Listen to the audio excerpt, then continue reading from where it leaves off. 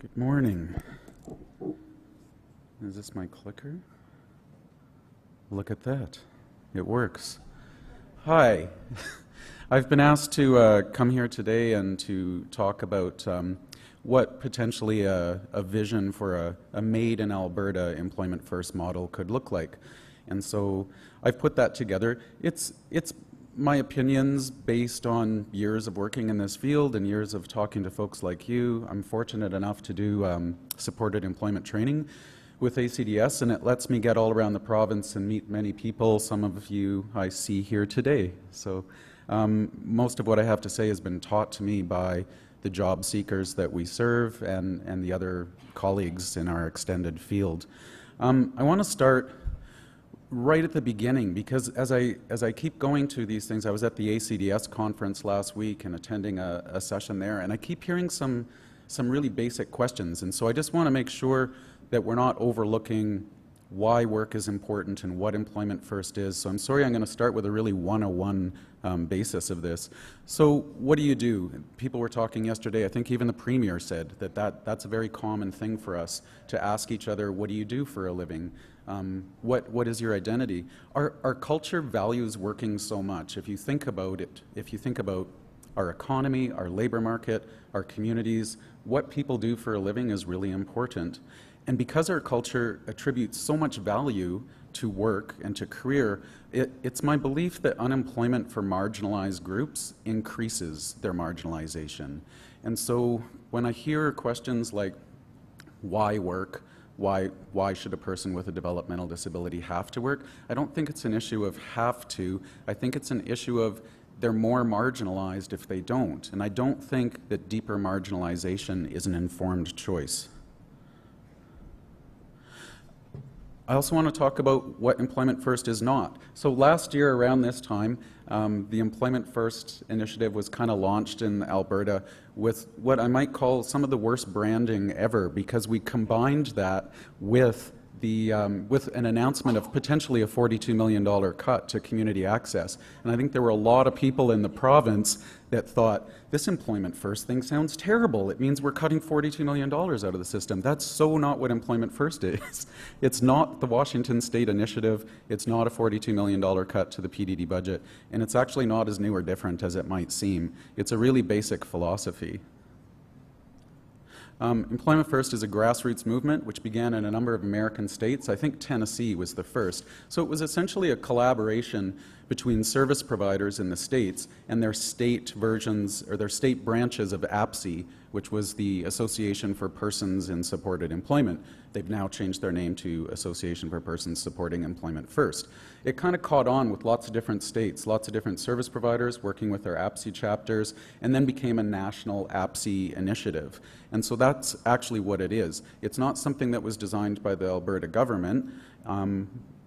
It's something that was designed by a lot of job seekers with disabilities and disability advocates in the field. So it is in fact a very good, sound thing, and I would encourage anyone to go to the APSE website, apse.org, and just have a look at their extensive Employment First documents. They've got how-to guides, they've got white papers, there's a lot of good stuff there. It's worth looking at and would give you a better idea of what Employment First is. The very cool thing about Employment First is that it's, for whatever reason, caught the attention of funders and policymakers all around North America. And speaking as somebody that's worked in the field of supported employment since 1995, and most of the time people give me a funny look when I tell them what I do and they don't really know what it is, I think it's amazing that finally people are buying into this. I think that this is a good thing. So this is essentially the Employment First philosophy. Employment in the general workforce is the first and preferred outcome in the provision of publicly funded services for all working-age citizens with disabilities, and of course that work should be integrated and it should pay at least minimum wage. It's pretty simple stuff. That's, in a nutshell, that's what the whole Employment First thing is. And I don't think any of us would really argue about that people should have jobs and they should have jobs working alongside other people and getting paid what those folks get paid and having all of the social benefits of working. So really Employment First is just well-executed, supported employment, and it's based in best practices. That's all it is. It's nothing scary. It's nothing terribly new. Actually, most of the people that I know in Alberta who have been working in supported employment have been doing so for a really, really long time. And we're actually doing employment first way before that label even existed. Alberta, for better or worse, Alberta has some of the best supported employment in Canada. I've been involved with the Canadian Association for Supported Employment for many years, and so I've traveled around Canada and heard what goes on in different provinces, how relationships with funders look, how committed to employment the funders are. And actually, Alberta has been a leader in supported employment and facilitating employment inclusion for job seekers with disabilities for well over 20 years. You were hearing yesterday, Cindy was talking about Selections, who's been around since the 90s. In Calgary, we've got Progressive Alternative Support Services, Community Job Options. All of these organizations have been doing this work really, really well for a lot of years. And I think it should be acknowledged that we've got a lot of expertise in Alberta and that people here know what good supported employment services look like, and they've been doing it for a long time.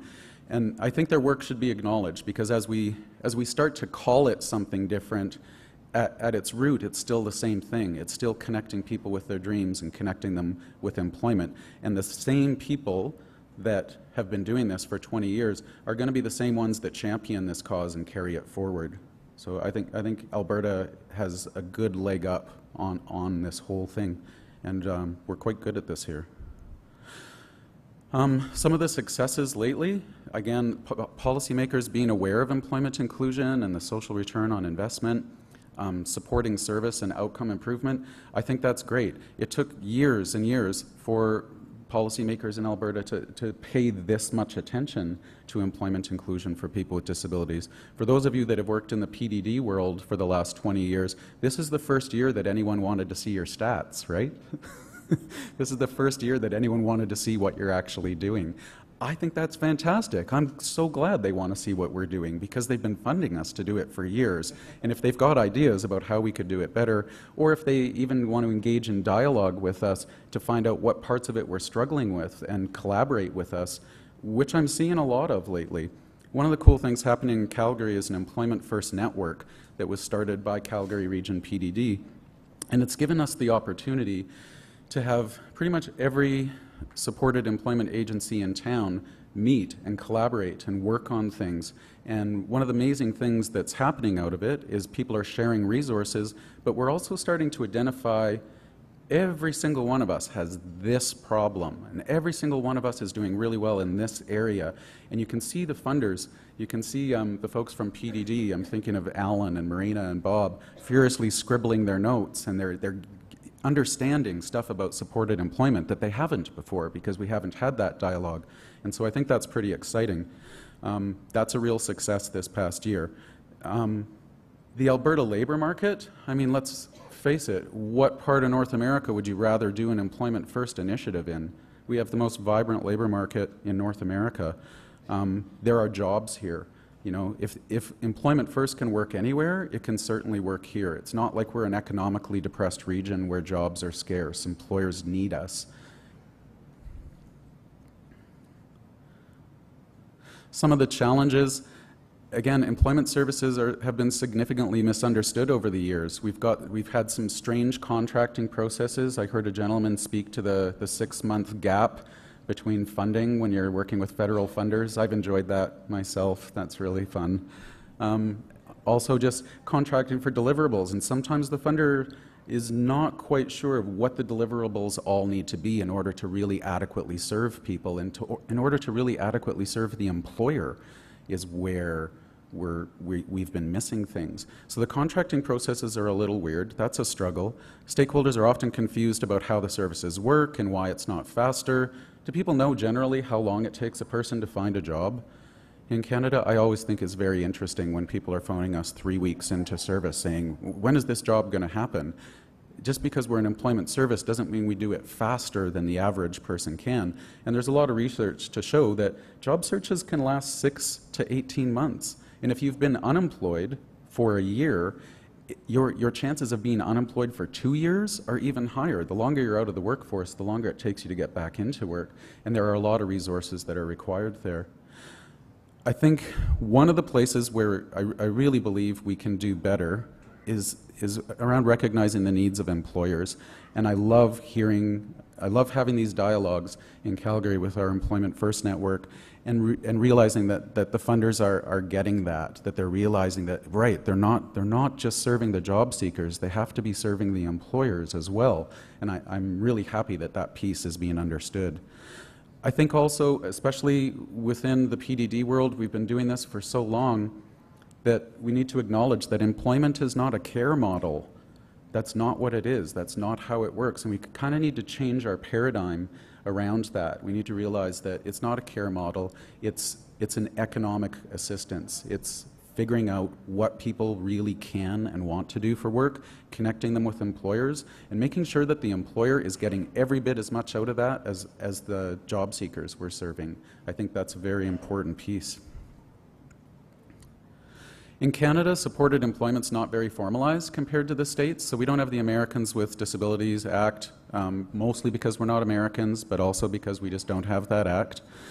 There is no federal lobby group. We don't have someone like APSE, the Association for People in Supported Employment. They actually have a full-time paid lobbyist in Washington. We don't have that kind of stuff going on here.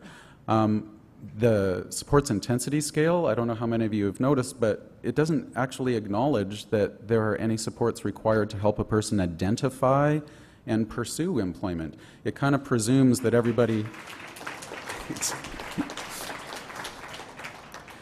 I think it's interesting a team of 10 PhDs didn't notice that. Yeah, I think the main thing we need to recognize there is let's build a system that supports all of the elements of employment support that need to happen. People don't magically graduate from high school with jobs. There's all this work that needs to go into it, and that needs to be supported at a policy level. Again, speaking about Alberta, I have had the pleasure of traveling all around Canada, and people are consistently impressed with what we're able to do here. Other supported employment professionals from Nova Scotia to Newfoundland, BC, everyone knows that Alberta is a place where we've been making this happen well for a long time. We have absolutely been seen as a leader at national conferences. And the Alberta agencies and networks of agencies that I know here, I'm thinking back to, does anyone remember the Alberta Association for Supported Employment? Those networks, the job development networks that have existed in different communities around the province. We really have been working on this for a long time. And we don't have to do anything that's markedly different with the job seekers. I think what we do with the job seekers we're serving is perfect. I don't think it could get much better. I really do think we need to focus on the business community, though, and I think that is where the roots of a Made in Alberta model lie. Alberta is about business, and we somehow need to get on board with that and operate a little bit like business and consult with business and figure out how to better serve them.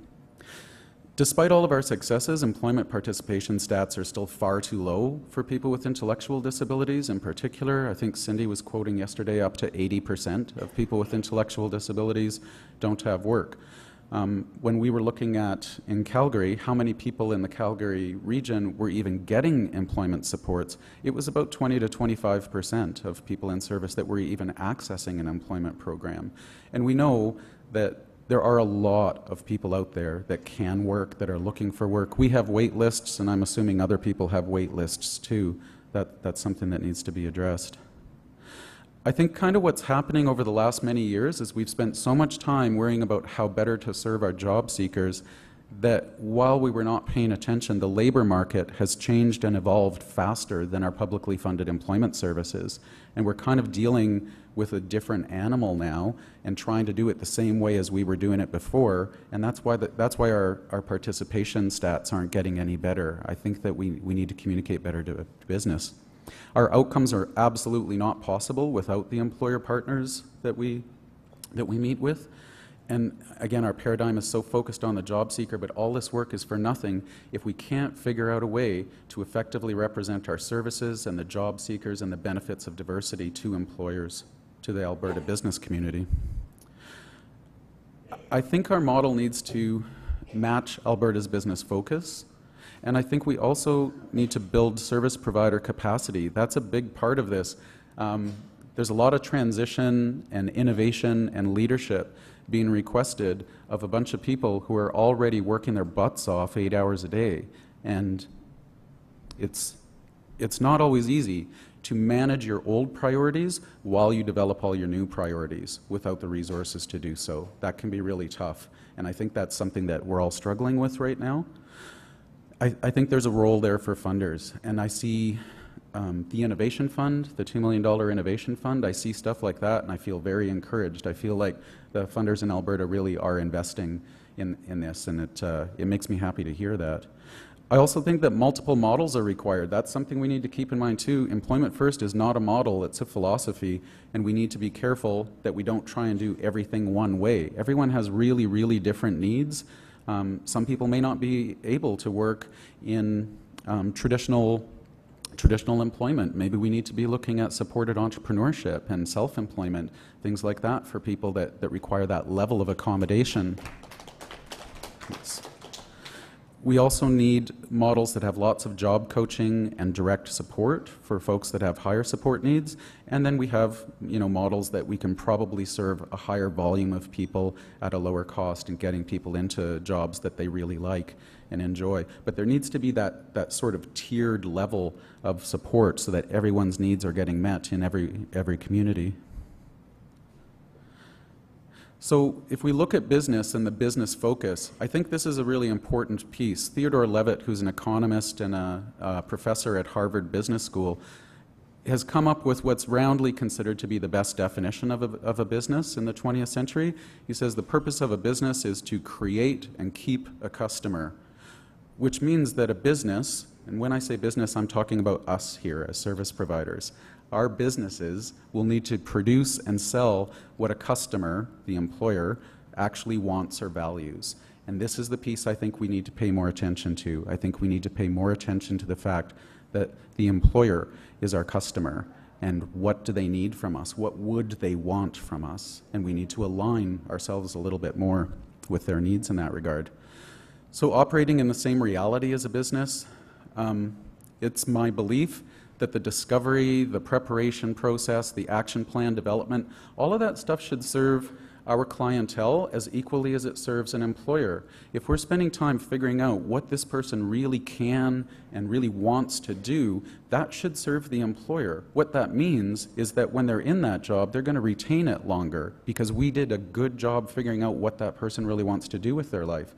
So if we look at the primary outcomes of what we're looking for, I think the primary outcome that we're looking for in our employment program is for people to get jobs they love, perform well at them, and keep them. What would an employer want when they hire a new employee? They would want that employee to love the job, perform well, and keep the job. Our primary outcomes, whether you're a service provider or an employer, they are 100% aligned. And we need to figure out a way to communicate that much better than we are if we want to get more attention from the business community, I think. Something that's helped us to do that, just to offer up a tool that's, that can be enlisted to help you figure out how do we align a little bit better with business.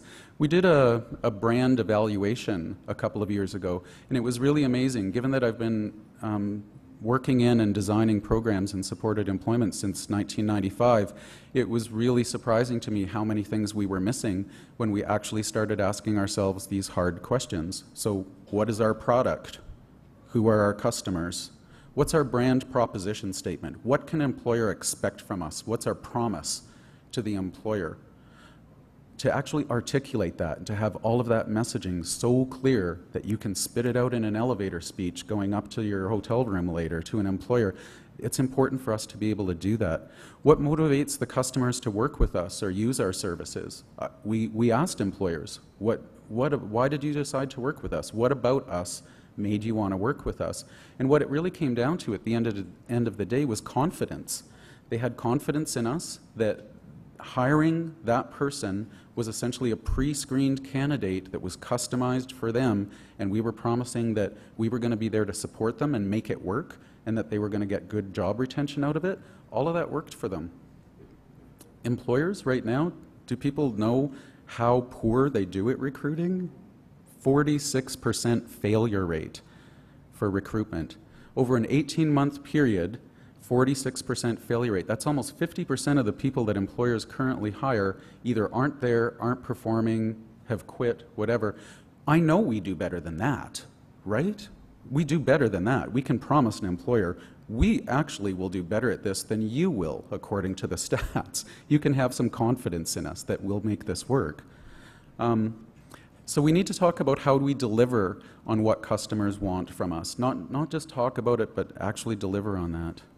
And demonstrating commitment to customers. What do employers get out of us, right? The Alberta employer is a wary, cautious creature. They don't want to take a lot of risks with their livelihood. They want to know that stuff is going to work.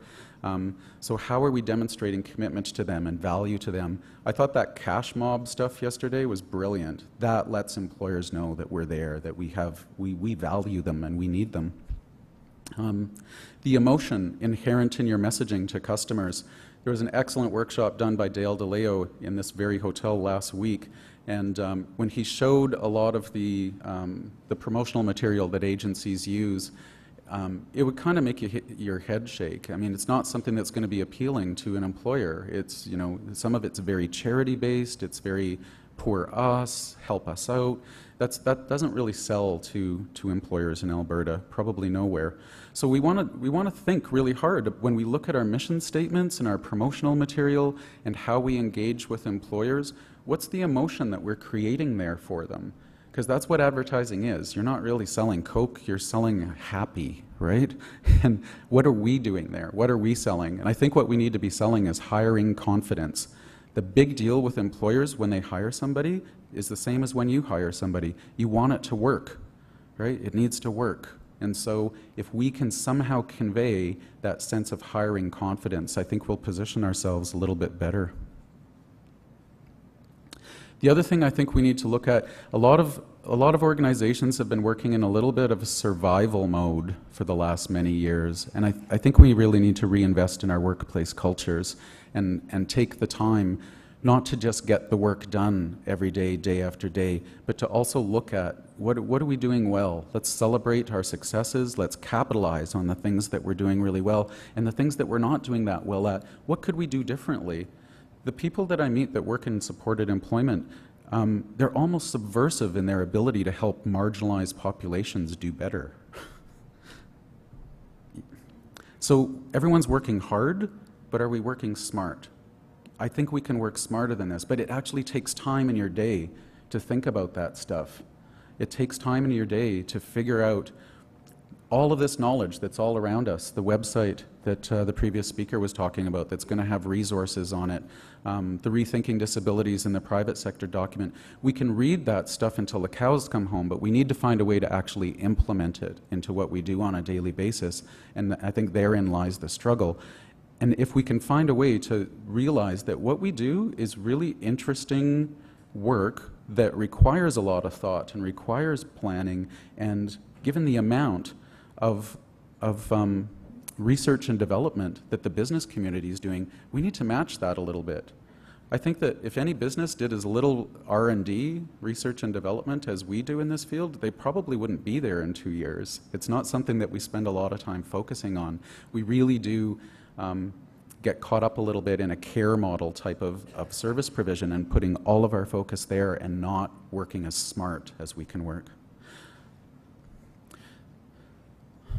Knowledge mobilization. Where do we carve out the time each week to research, learn, engage with each other, make plans to implement that? Again, the learning is being made accessible, but if we don't have the time to do that, if we don't have the time to meet with each other and assess the knowledge, critically think about it and figure out what parts of it we're going to put into place, nothing really changes. So that it really is important for us to foster cultures of learning at our workplaces. We need to focus on that.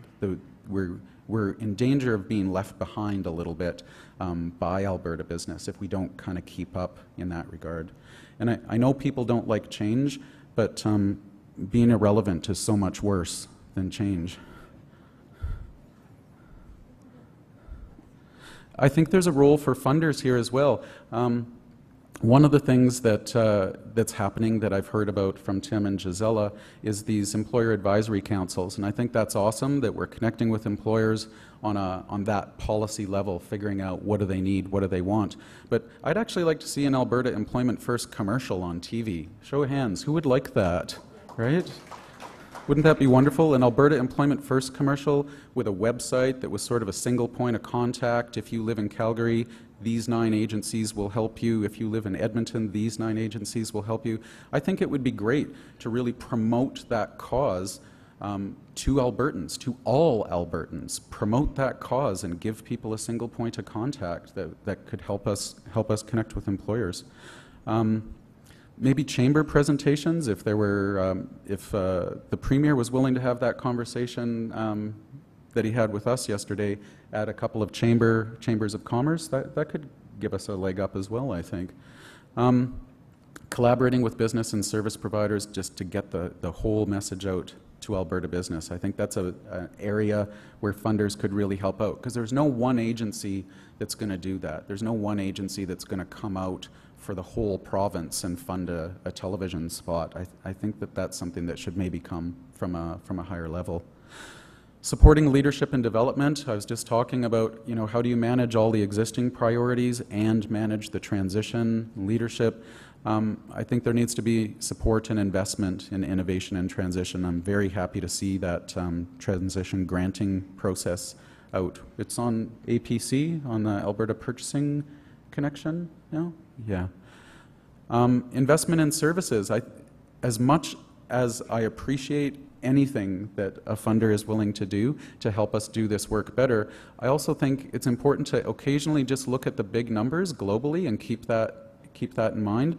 And it is less than 4% of PDD's total budget that goes to employment. That's not a lot. And I realize that the care model stuff that we do residentially, that is more expensive, but it does require investment. If you want to make change, if you want to improve the employment stats for intellectual disabilities from 80% unemployed to only 50% unemployed, that's not a $2 million fix. It's a little bit bigger than that.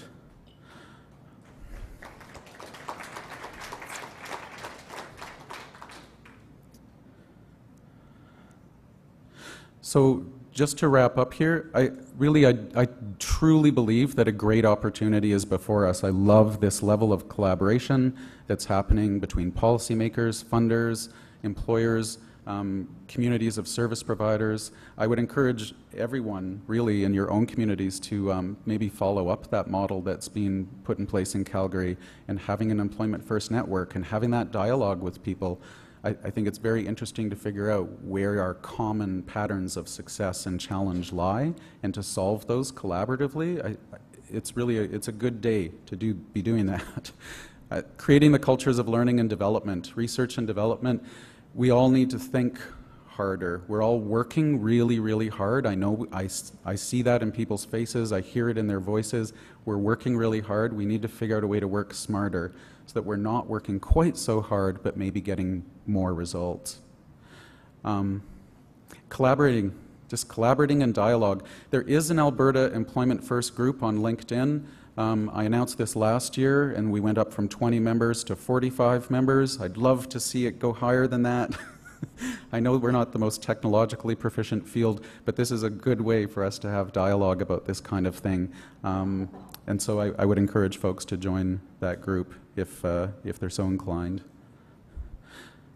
And that leads us to, are there any questions? Shall we go to questions? Thanks.